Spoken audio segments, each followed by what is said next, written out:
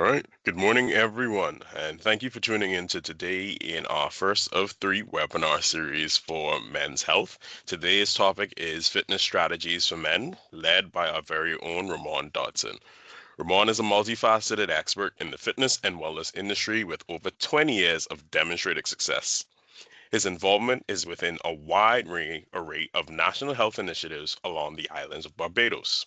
He's qualified as a nutrition and mindset coaching, exercise physiology, strength and conditioning, and also holds a bachelor degree in business management. In his role here at CG, Ramon endeavors to change the landscape of corporate wellness worldwide in the Barbados as well as all of our other jurisdictions in a manner that encourages organizations to become more employee wellness focused. Let's all give a warm welcome to Ramon Dodson.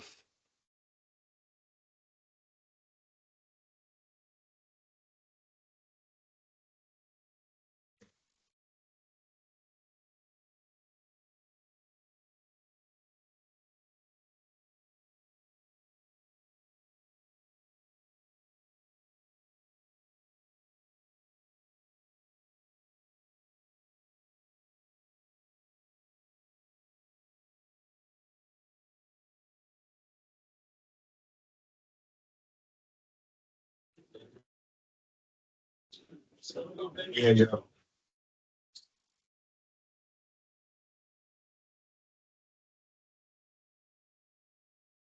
yeah, but I'm telling you, dog, this. But I try to when we go to the ring, then Good we can talk. I morning find to myself some of you also and good afternoon to everyone else. Can you guys hear me? If you can, please just do a raise hand for me, please. Okay, thank you. I was having some audio issues there just now, and I couldn't hear Prince, but I'm glad you guys can hear me.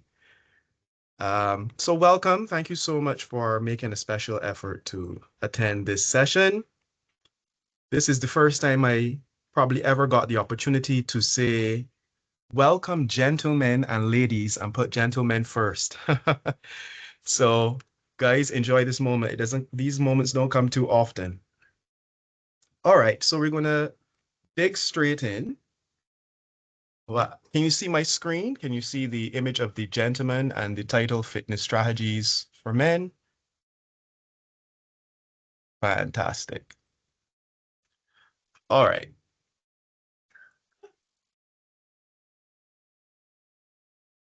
So I want to start with asking some questions for you guys to think about, and you can respond by showing hands. So the first question I would like to pose to you is, who here feels they have enough hours each day to accomplish everything they would like to accomplish? Show of hands, please. Who feels like they have enough time each day to get everything they would like to get done? Show of hands. Wow. I have some persons here very efficient at time management. But I can see that the hands down far outweigh the hands up. And I share that sentiment. I always feel as though there are not enough hours in a day.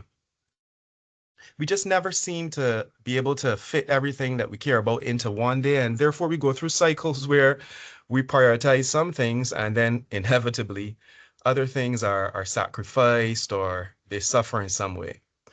I have another question to ask. How many of you would say that the things that maybe are sacrificed or suffer, of those things, fitness is one? Show of hands, please. How many persons would say because of lack of time, they can't manage to start a fitness routine or fit fitness into their day-to-day life? All right, I'm seeing quite a few hands. And then for those persons who are able to actually get some sessions in, how many of you feel as though you're functioning at optimal with your fitness? All of the workouts are comprehensive and you are satisfied with everything you've done in the workout and you're getting in high frequency workouts every week.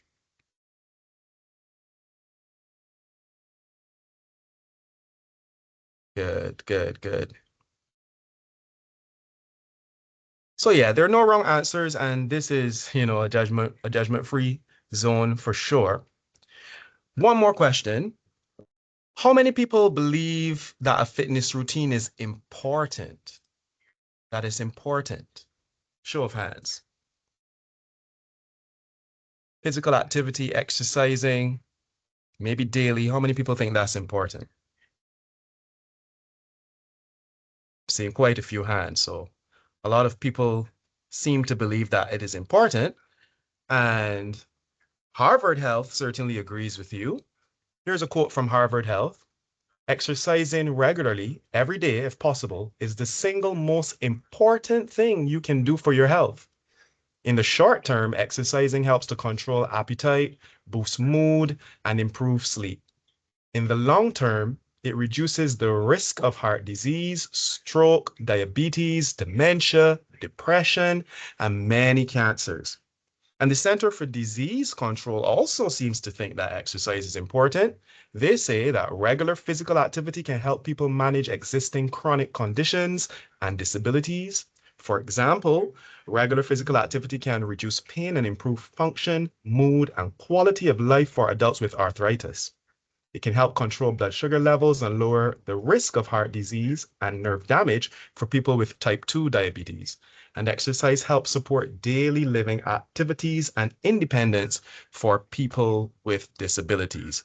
So we can see here from two of our premier bodies on health and wellness that exercise is indeed important. Okay, so we've established that we seemingly don't have enough hours in a day to do everything we would like to do. That might be important, not least of which maybe physical activity.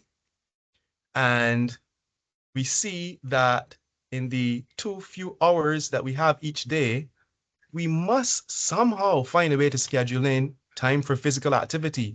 It has to be non-negotiable. So let me ask one more question before I dig into the fitness strategies. How many of you here brush your teeth daily?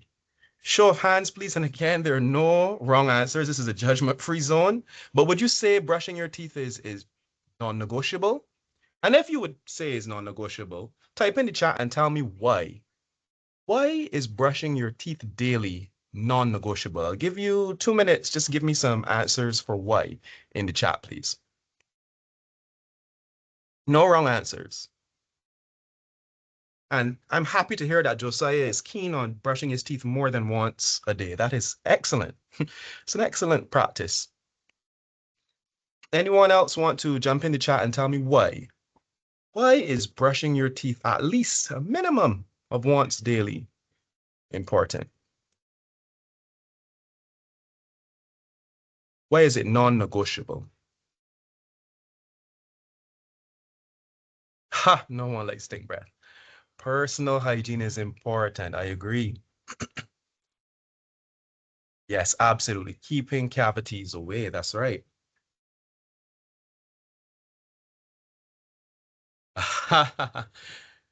Prince doesn't want to scar anyone. Yes, I like this, Adisa. It's become a habit. Dare I say a healthy habit? Because Indira mentioned, you can keep cavities away, which is good for oral health. So I think ultimately we can say that apart from the pleasantries of not scarring anyone, like Prince said, that, brushing your teeth daily, twice daily at minimum, is part of good oral health.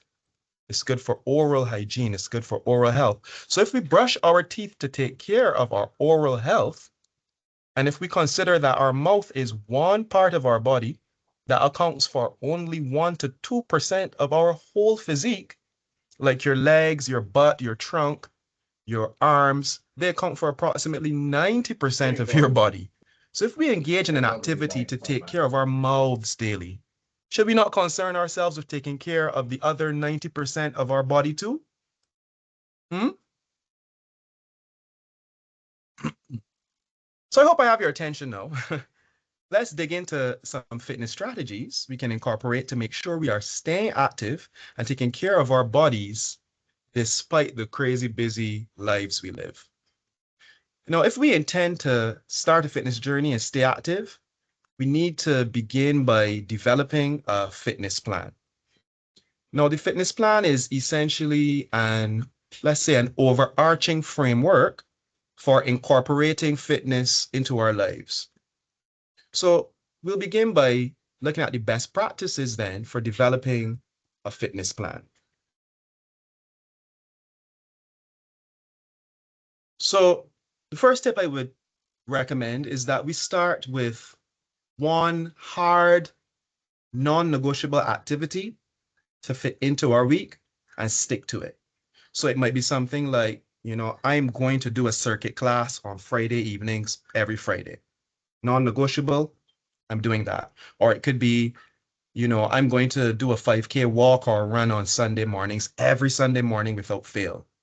Or it might be something like, I'll do a hike every Saturday evening. All right. So we want to formulate one hard, non-negotiable activity and stick to it. The other thing we should do is plan a set number of workout days per week and stick to it. And I recommend, if you are not currently on a fitness journey, if you're looking to embark on one, I would recommend planning a minimum of 2 days per week. You want to start conservatively if you don't have a routine already, and then you can add days with time if possible. But if you can only fit 2 days in, there are ways to do so comprehensively that will certainly take care in great part of your overall health. So when you decide on your days, I want you to consider treating the workouts like business meetings. Schedule them in advance in your calendar for the week, and this will make it easier to kind of plan other commitments around them. Another tip is develop a written workout plan for each workout, or work with a personal trainer if you are in the market to do so. Or you can try using our amazing affiliate app resource, Sworkit, which you can access through our Personify Health app. Now, if time is a barrier to exercise, you want to be able to show up to the workout location and just execute your workout. You don't want to lose time having to think about what exercises you're going to do in the time that you've allocated for working out because you're pressed for time. So it is always useful to have the workout plan, what exercises you're going to do or what workout activity you're going to do. Have that in place ahead of time so you can just show up, and in the short time you have for working out, you just execute the workout. One final tip in this segment, choose a time of day for your workouts that's actually practical for you. So if you know you're not a morning person, don't schedule a gym workout or a run on mornings, okay? Some people, and you might have to experiment with this a little bit if you're now getting into working out, some people also perform better at different times of day. So there's some persons that feel better and perform better on an empty stomach. And then there's some persons that feel better and perform better after they have maybe a whole day's meals in them and they feel nourished and they have all their carbohydrates in and they're full of energy, so they perform better at night. So you may have to play around with it a little bit to see what time is ideal for you as it relates to performance and also your mood and your psyche. But you want to choose a time that agrees with you, that will create an environment that is much easier to stick to your workout schedule. Also, don't sleep on lunchtime workout sessions during your work week. You don't need to use your whole lunch hour, 15 to 20 minutes. You can use 15 to 20 minutes quite wisely, and it can do the world for you. So that might be something to consider as well. All right, now let us go into tips for actually making it to the gym. So we've kind of formed our plan. We have our hard non-negotiable. We determined the number of days per week that we are going to work out. We make sure that we have the actual workouts planned so we know what we're doing when we get there. But I know that for some people, a barrier sometimes presents where they have everything planned, but they don't actually make it to the gym. So here are some tips to actually make it to the gym or your workout location. So I highly recommend always having your gym bag packed and ready to go. And your gym bag, will have your workout clothes, sneakers, towel, water, If you're someone that is concerned about getting in optimal levels of protein, maybe you have a protein shake in there. Maybe you have a carbohydrate and electrolyte beverage in there, depending on if the workout is going to be one where you expel a lot of sweat. But all of the essentials for the type of workout you're doing should be in that gym bag. And you want to keep that bag in your car. And you know what? Keep a backup bag at the office too, just in case. Because we want to eliminate as many barriers to success as possible. We don't want to put ourselves in a position where, we have to go home for the gym bag if we're going to work out after work, because then you might go home for the gym bag and you may end up staying home. So we don't want to put actually making it to our workout sessions at risk. So keep a bag in your car and maybe keep one at the office too. Now, if your workout location is your home and you're going to be working out, after work, then maybe consider taking your gym bag to work with you, changing at work into your gym gear, and then you'll arrive home dressed for the quote unquote gym, which is at your home. Or if you're going to work out at home, you're going to do it first thing on mornings, maybe consider sleeping in your gym clothes. You can consider that. But if that might be uncomfortable for you, then consider putting the gym clothes, on the nightstand where your alarm clock or phone is located, so that when you reach to turn off the alarm or to grab your phone, your hand kind of hits the clothes too, and then you're like, all right, man, maybe I should put these on and go and get my workout in. All right. No, as a healthy male, you should be preoccupied with engaging in two types of physical activity. And those two types would be strength training and cardiovascular activity. Of course, strength training is a form of training with resistance to develop strength and to develop your muscles. So this may mean using your body weight as the resistance. It may mean using equipment in a gym as the resistance bands, free weights like dumbbells and barbells. And this serves the purpose of allowing us to develop our muscular system, which will help us with posture, help us to have proper muscular balance so we don't necessarily have aches and pains or misalignment. And in the long run, it certainly helps with aging in a more healthy way. It gives you better balance, so you have less instance of falls. And of course, as we age, our hormones start to change their behavior and the amounts in which they're secreted. So then automatically, humans, we suffer from something called sarcopenia, which essentially is your muscles becoming atrophied due to age and declining hormone performance. But if you strength train, you can significantly reduce the rate at which that happens and age much more healthily. So strength training is very important for these reasons. And then, of course, cardiovascular training, that is training that, will increase your heart rate and your breathing rate. So it is very healthy for your cardiovascular system to keep it percolating, to keep the heart working and pumping blood around your body. Myriad benefits of that, and they're never overstated. So we will now look at strategies for incorporating both strength and then cardiovascular training in an environment where, we're very busy and we feel like we don't have time to work out. So if you're a person that's going to be approaching your strength training in the gym and maybe you don't have a trainer, but you have enough experience with the gym and you have some know-how, one of my primary recommendations to you is when you are engaging in your strength training workouts, prioritize compound movements to hit as many muscle groups at once as you can to save time. So you might want to definitely consider doing something like bench press with the, correct arm position so you can hit your shoulders, chest, and triceps in one go, as opposed to doing an isolation movement for your chest, an isolation movement for your shoulders, and an isolation movement for your triceps. We can hit three muscle groups at once with a compound movement like bench press. And then we have other compound movements for the other parts of your body as well. So, you might want to do squats or lunges for your lower body, and that can hit all of the lower body musculature at once. For our back, we can think about things like rows, pull downs, pull ups. and such like. Now, if you're doing workouts at home and you don't have access to, weights or equipment, then body weight versions of some of the things I mentioned would be ideal. So for upper body pushing musculature, push-ups are king. For lower body musculature, squats. For back musculature, pull-ups if you have a place to do pull-ups.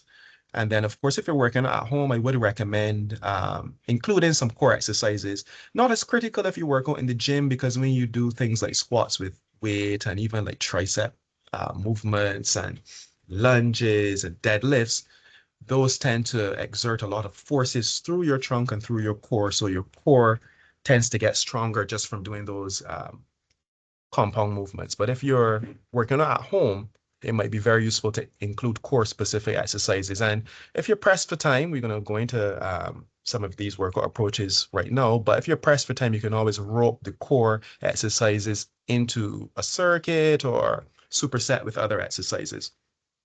Another tip is don't waste time doing static stretching before your workouts.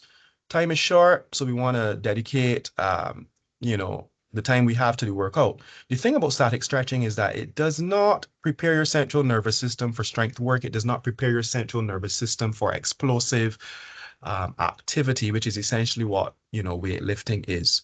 So it kind of does not serve a purpose, and then it takes up some of your time. So you're much better off warming up with light sets of the exercise you are going to be doing. So if you're going to be doing bench press, for example, you want to start with one set, maybe at 30 to 50% of your working weight, and then maybe do another set at somewhere between 50 to 75% of your working weight, and then perhaps consider going into your actual working weight sets from there. You also have the option of doing some dynamic stretching in between those warm-up sets if you're trying to make the process even more efficient. So just for those who might not know, static stretching is the type of stretching where you grab a limb or go into a position that's a stretching position and you hold it. You're holding it 10 seconds, 15 seconds, 20 seconds. Dynamic stretching is movement. So maybe like arm circles, twists, lunges, those types of things. So going into the stretch and coming out, going into the stretch and coming out in a dynamic way. That prepares the muscles for the same type of actions that they will be participating in when you're actually lifting weights or doing some form of resistance-based training. Another tip is to set a timer for the rest time in between your sets.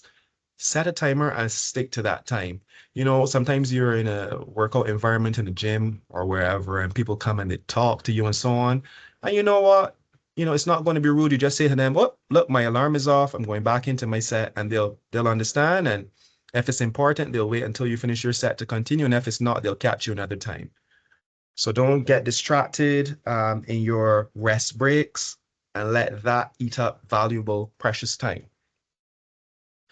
And then we touched on this a little bit, but another useful way to maximize your time is to utilize supersets and where possible circuits. Supersets, for those who are unfamiliar, that is essentially when you pair two movements together and you alternate. So you might do something like, let's use a home workout for example. You might do something like one set of push-ups and one set of pull-ups.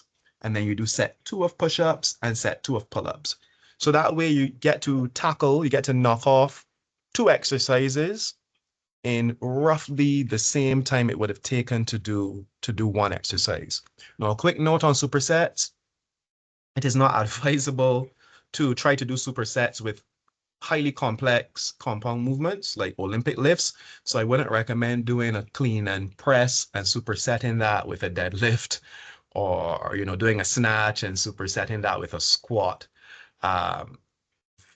Those highly complex compound movements are extremely fatiguing and they require lots of focus, concentration, and they are very skill-based. So you don't want to put yourself in a situation where you're doing 2 very demanding movements one after the next, because then one will most certainly suffer. And then for the movement that requires a fair amount of skill, like an Olympic lift, you might even put yourself at higher risk of injury because you may have form breakdown breakdowns due to the fatigue from the other exercise. So I do not recommend doing complex Olympic lifts in a superset with anything, nor do I recommend doing complementary supersets. So if you know you're going to be bench pressing because you're trying to develop your chest musculature, don't superset that with a tricep press down or a tricep movement, because then the bench press will certainly suffer from the fatigue that you've built in the triceps from the tricep movement. So it is always better to do antagonist supersets. So you do something that works your chest with something that works your back, something that works your bicep with something that works your tricep, or you can do something that works your lower body with something that works your upper body within reason. So you might do, a leg extension and a bicep curl, a hamstring and a tricep. Those are much more viable options to allow you to get maximal performance and still be super efficient. Okay. And then a circuit is just combining 3 or more exercises in one go, and then you aim to do rounds of the circuit. So you might do something like, a goblet squat, a push-up, a bent over row, and a shoulder press. 4 movements, and you do one after the next. Set of the goblet squat, a set of the push-up, a set of the row, a set of the shoulder press, and then you rest.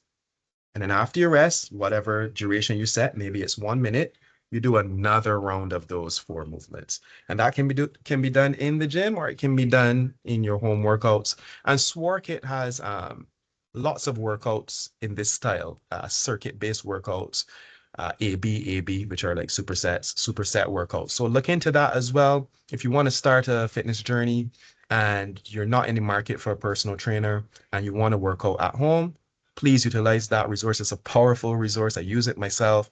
I do encourage you to check it out. And now we will look at strategies for cardio. So cardio, it can be quite flexible unless you have a cardio specific goal, like running a marathon or something of that nature. It can be quite flexible. Now, if you want to absolutely optimize health, it is recommended that you aim for 150 minutes of cardio per week. If you're someone who will be doing strength training, then that number for cardio specific activity comes down quite a bit, because there is a cardiovascular component to strength training, particularly if you decide to utilize supersets and circuits like we mentioned before.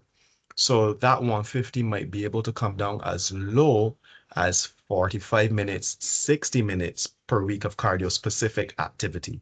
But if you're not going to be doing strength training and you're just focusing on cardio as your physical activity, then you should aim for around 150 minutes per week of cardiovascular activity. Now, if you're pressed for time and you are getting in some strength work, then you can have much shorter cardio sessions. And one of the best approaches to short cardio sessions is something called HIIT, HIIT. It stands for high intensity interval training. This is a great approach where you alternate short bursts of highly intense movement with periods of lower intensity. So it might look something like, you sprint for a certain period of time on the treadmill, let's say 30 seconds, and then you walk for 60 seconds, and then you sprint again for 30 seconds, and then you walk for 60 seconds. If it's outdoors, you might sprint a distance. You sprint as hard as you can, 50 meters, and then you walk 100 meters. Or if you're a little more fit than that, you might sprint 100-meter distance and then walk back to the start slowly. So it's alternating periods of high intense movement with periods of lower intense movement. If you don't have the room to run, or if you don't have a treadmill, this can be done, just using your body. Maybe you do 10 burpees as hard as you can, and then you march in place for 60 to 90 seconds, and then 10 burpees as hard as you can and march in place for 60 to 90 seconds. And HIIT is supposed to be short form, effective cardio. So generally, it will last 10 to 20 minutes max. A lot of people kind of work in the 10-minute zone. You go as hard as you can, it's like blam, and then you get it out of the way and you benefit from that session quite a while after the workout is done, sometimes up to 4 hours after you've worked out, you're still your metabolism is ramped up and your body is in that calorie burning zone that long after the workout. Now, if somehow you manage to have days where there's a little more time than you ordinarily would have, and you would like to do, you know, a less demanding approach, lower intensity approach to cardio, then certainly a nice moderately paced walk is particularly useful. Of course, the time commitment, if the intensity of the cardio is low, will be a little longer. So that will only apply if you end up with, maybe 45 minutes on your hands, 30 minutes, or as much as 60 minutes. This is where you can do lower intensity, a brisk walk, just quick enough to have you slightly winded. If you can get that in, that is a particularly effective session, or walking on a treadmill at a slight incline for the duration, the 30 minutes, 45 minutes, 60 minutes. Absolutely ideal. Also consider something like, so this is back to the time-saving strategies. Also consider something that we call cardio multitasking. So this is kind of a way to sneak cardio in frequently throughout your day. So you don't end up with one cardio session, but you end up with multiple cardio sessions throughout the day.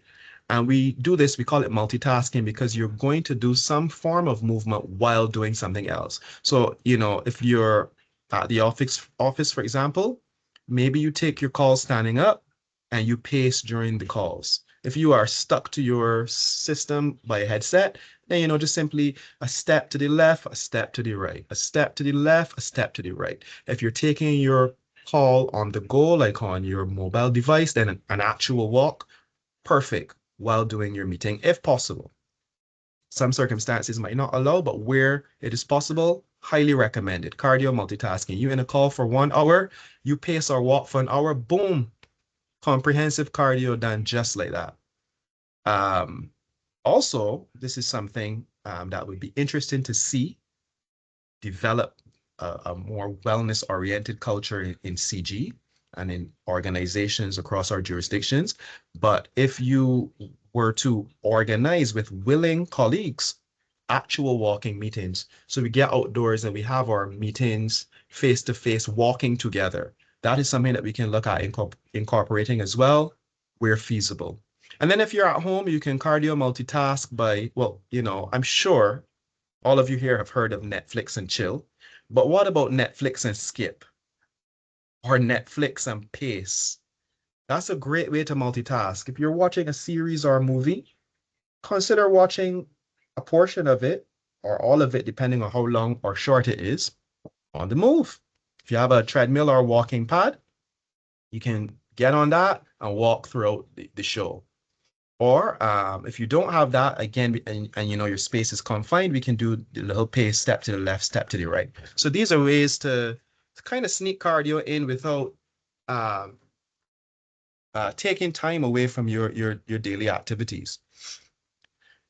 All right, so in addition to cardio workouts, and I'm going to start winding down now because I'm sure you guys will have some questions and I want to leave some space for you to engage me. Hopefully the sound is rectified. In addition to scheduled workouts, consider what we call workout snacks as a useful part of your overall fitness routine to enhance your health.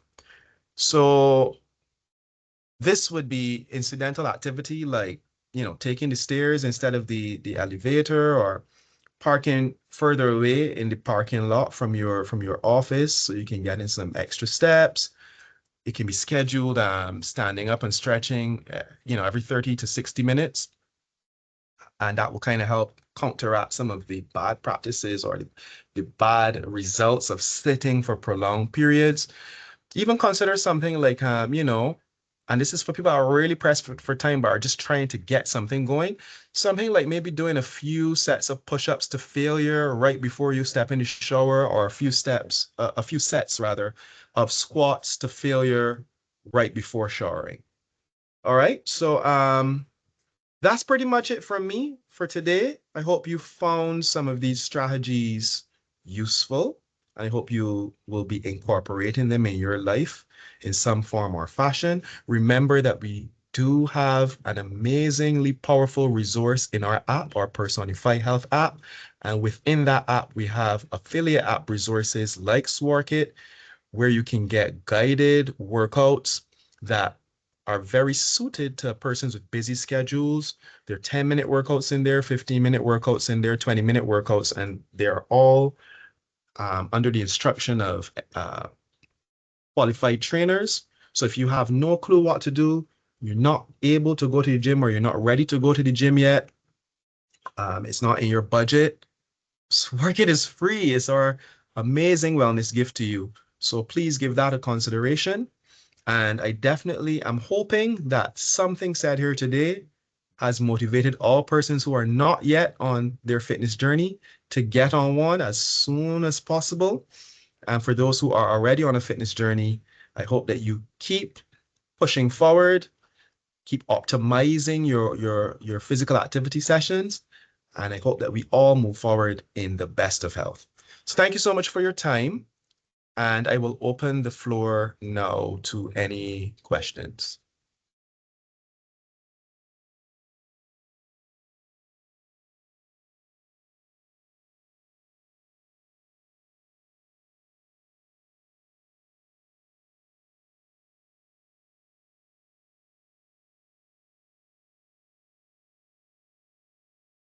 That's a good question. That's a very good question, Prince, and it's a question that I hear a lot.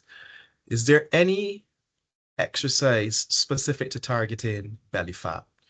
So people are of the opinion that when you do exercises on a particular muscle group, that the fat in the area somehow is burnt, but that is not quite how it works. If you do bicep curls, for example, you get a dumbbell and you curl the bicep, it will develop your bicep muscles, but it has no impact on the fat that may be on your arm. So if you're trying to get rid of belly fat, doing crunches and sit-ups and ab exercises, they will develop your abs, much like the bicep curl develops your bicep muscle. The ab exercises develop your abs, but they don't move the fat that is covering those abs. And you may find yourself in a situation if you're really, if you're if you really optimize your ab routine, you might find yourself in a position where your abs definitely develop, they get bigger, and the fat is still there, and it might make your midsection look like it's protruding even more. So how do we get rid of fat? Any fat, including belly fat? The best and most effective way to lower body fat percentage is through a controlled and targeted approach to your nutrition. So this will mean forming some type of calorie deficit, and there are several ways to go about setting up that calorie deficit. Ideally, I would recommend working with a nutritionist for sure, but if you wanted to start today to take some steps towards creating the type of calorie deficit that could yield some fat loss result, we can start by taking out of our diets currently foods that are highly palatable, high in calories, and low in nutrients. So this would be things like most snacks, most refined food, fast food, most fried things, most pastries. And then we want to emphasize whole, nourishing foods. So we want to make sure that we are, eating as close to nature as possible, really. We want to get our vegetables in, we want to get our fruit in, we want to get some whole grains in, and most definitely we want to make sure that we're getting in high quality, lean sources of protein in generous amounts. So taking that approach to nutrition and then using cardio as something like a icing on the cake. Don't eat the cake or the icing though, but using the cardio as an icing on the cake, which will also burn some calories, is how you take yourself towards fat loss. But they're not exercises that burn fat specifically, and certainly we can't spot reduce fat, so there's no exercise to reduce belly fat. All right, how long will it take a consistent meal to see improvements in muscle fat ratios? Well, the muscle fat ratio, for those who are not understanding the question, that's basically the amount of muscle you have versus the amount of fat you have. You can improve that ratio very quickly with diet and lowering your body fat. If you do want to see gains in muscle growth, that is a slow process, and it requires a significant amount of consistency. But a person can start to see visual results with their physique, especially if they're new to working out, in 6 months. It wouldn't be anything outlandish, but you might start to see a little more shape and form in your limbs and your structure. How do you recommend cooling down after workout? I remember stopping in front of a fan one time and someone told me to keep moving. All right, so it really does depend on the workout you've done. If your workout was a highly cardiovascular workout, it is quite useful to go into, maybe 3 to 5 minutes of very low intensity cardio to come down from that and to get your heart rate down and to maybe dissipate any lactic acid that has built up in your muscles due to the workout. So lactic acid is like a metabolic waste that occurs when you're doing certain types of workout. So it's that feeling that you get maybe in your legs, in your limbs, where there's like a burning sensation and everything just feels kind of heavy. And you can kind of dissipate that metabolic waste by just continuing with some low intensity cardio activity after the workout. So if you go for a hard run, your legs are going to be full of lactic acid. You can then go into a cool down segment of just very casual light walking for 3 to 5 minutes. If you have done a strength based workout, so strength training, then it may be useful to do some dynamic, and then this would be the best time if you like static stretching, to do some static stretching after that strength session. You also have the option of doing like a light three minute or so walk after as well. How intense should I go if I'm feeling really sore after intense exercises from the previous day? So feeling sore a day or even sometimes 2 days after an intense strength training session is pretty much a part of the game. That is actually a symptom that we call delayed onset muscular soreness. It is a part of the workout experience. The thing is, it shows up mainly when something is novel. So if you've never worked out before and this is your week one, expect to be sore for quite a few days because it's novel. It's the first time you've exposed your body to this type of activity. So you can be sore for up to 8, 9 days even if it's your first time working out in a serious way. As you continue to work out consistently and your body gets conditioned to working out, then you don't get sore as much, and in some instances you don't get sore at all until you do something novel again. So until maybe you change your workout completely and have started to incorporate exercises you never did before, then the soreness will come back, but it won't likely be as terrible or as long lasting as your first approach to working out. So the important thing here is to be consistent. Now, as long as you're 100% sure you're not injured and you have some soreness from working out, the best way to get past that soreness is more activity. It might not mean more weightlifting, but anything that enhances blood flow, especially to the sore area, so that could even be massage. Blood flow, blood takes proteins and other nutrients that are responsible for repair. Blood moves that around the body. So if you can do stuff to get blood flow into the sore muscles, you will accelerate the repair.